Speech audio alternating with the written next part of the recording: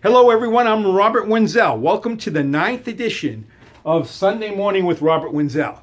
Today's topic is, does the Starbucks pumpkin spicy latte drink fund white supremacy? Now the reason this topic comes up is because there's a left-wing feminist group by the name of Ultraviolet that is demanding that Starbucks leave the locations it has that are in Trump organization buildings. Okay, so to quote from their statement, pumpkin spice is back. Presumably, I guess this is an autumn drink at Starbucks, and proceeds of funding white supremacy in the White House. Now, what they mean by that is Starbucks has some 11,000 plus locations in the United States, and at most 5 or 6 are in Trump organization locations. So when you buy a pumpkin spicy latte in these 5 out of 11,000, you're funding white supremacy. Now, I want to make it clear, I am not a supporter of Donald Trump, okay? If anyone who regularly reads my blog sites, economicpolicyjournal.com or Target Liberty, knows that I am a severe critic of Donald Trump. I happen to believe that his positions are terrible almost across the board. There's hardly anything I agree with him on. However, this idea that because Starbucks, which has nothing to do with Donald Trump's views, as a matter of fact, Starbucks is a very lefty corporation. Howard Schultz, who developed the company, is a hardcore lefty. He's got nothing to do with Donald Trump's views. And the whole idea of commerce is sort of being hijacked by this group. They don't understand what really goes on. 99% of the time, whether it's me or whether it's you, you're dealing with people in a complex economy like the United States that you don't know very well. You know probably very little about. Here in a major metropolitan area like San Francisco, there's very, very little I know about a lot of the people I deal with. The laundry I know is, I'm dealing with Asian people. I have no idea whether they're Chinese, whether they come from Hong Kong or mainland, whether they speak Mandarin, Cantonese. I have no idea. My convenience store is run by a Middle East guy. He's out of Abu Dhabi. I don't really know much about him besides that. There's a restaurant I go to occasionally where I get tabbouleh and hummus. I have no idea. Middle Eastern guys, I have no idea where they're from. I don't even know if they're Arabs. They could be Israelis. I have no idea. So basically, what happened? My office, my landlord. I don't know who my landlord is. I signed a lease. It was through the building manager, and it's the landlord is technically some LLC, and it's signed at the bottom by some name. I can't make it out. I have no idea. That's how most transactions go on. We don't really need to know a lot about people and their backgrounds. We just do what makes sense for us as far as transactions. Is very, very limited. At the same time, there's probably 10 people I know a lot about. I deal with them on all kinds of different levels and scales. But it's the most for most people. We know a very, very few people very, very well. And then outside of that, we're dealing with people all over the place. To try and make a system or a society where we have to know everybody's background on everything and their views and who they are and all that, we just muck up the system. And that's what these lefties really want to do here, okay? They want to make it difficult for people to move. They want to make it difficult for people to make easy transactions.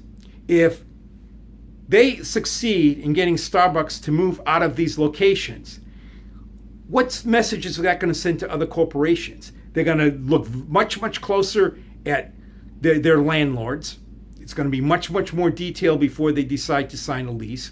It's going to be much more difficult before they sign any kind of contract with any major person they're going to be dealing with or corporation. They're going to want to know a lot more about their background because basically companies are not interested in hassles. They're interested in servicing their consumers. And if there are groups out there, they're going to cause trouble for them. If they deal with certain kinds of people, they're going to make sure they're going to stay away from that. And that's extremely dangerous because it's mucking up the system. It's making it much more difficult for just simple free trade to go through.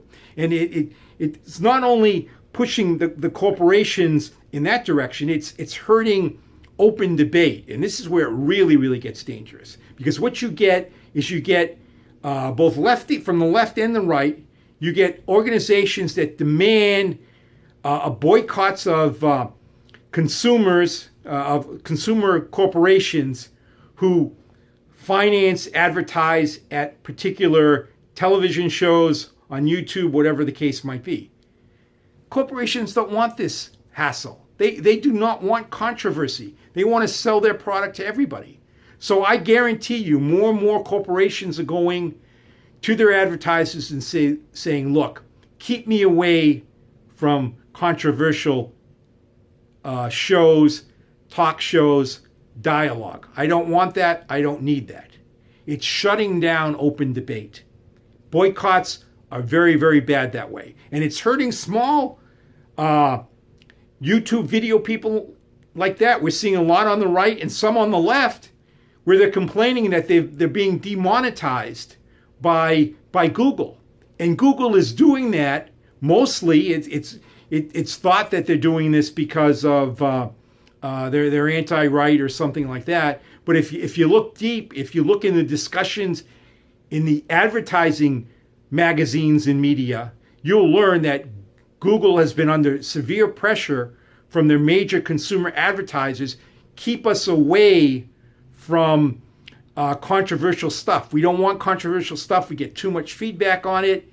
We don't need it. As a matter of fact, I have Google ads on my websites, and every once in a while I'll get somebody sending me an email. I don't control those ads, and they're basically aimed very much at a consumer and what his taste might be as far as Google can determine. And they send me emails. Why are you putting this ad up? He's a terrible guy. It's a terrible product. The only reason it's getting on your particular web page is because you must be doing something to trigger Google to think you're interested in that. I have no control over that. But yet I do have a little control, because after I get a complaint, I can block a particular advertiser. But the point is that what's happening is it's limiting dialogue, because it's making it difficult for people who do not hold the mainstream view to get their message out and earn money to do that. It's across the board. It's a terrible thing. What I'm looking for now, seriously, is for those companies that advertise on the elitist establishment Sunday shows, General Electric, the Koch brothers, Koch Industries, to step up to Google and say, look, we are willing to fund these controversial views, right or left. We don't care where they come from, but we are in favor of open debate. And if there are companies that are afraid to advertise on particular videos because they are controversial, we want open debate, and we will fund these instead of funding it at the elitist thing, which is not different, and we'll have no trouble getting spots filled for those advertisers. So what's really going on right now, whenever there's a boycott, whenever these demands are against corporations that have nothing to do with their business, they're really squeezing the system. They're making it much more difficult for the economic system to work just based on a transaction basis. And then these boycotts of advertisers who advertise on particular talk shows, viewer shows that are intellectual in nature, or some kind of debate or extreme views, when they're getting shut down as far as advertising, it hurts, and it's a bad thing, because it's getting happening across the board, and it should stop. Boycotts are a very, very bad idea. If you don't like something, just don't pay attention to it. But to demand corporations stop, they should be hailed. Even if you don't like what the show is saying, advertisers should be hailed for sponsoring open debate. That's the only way we're going to know what everybody's thinking and how we can get our views out.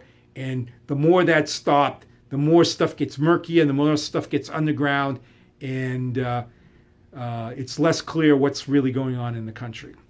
Thank you. Talk to you next week.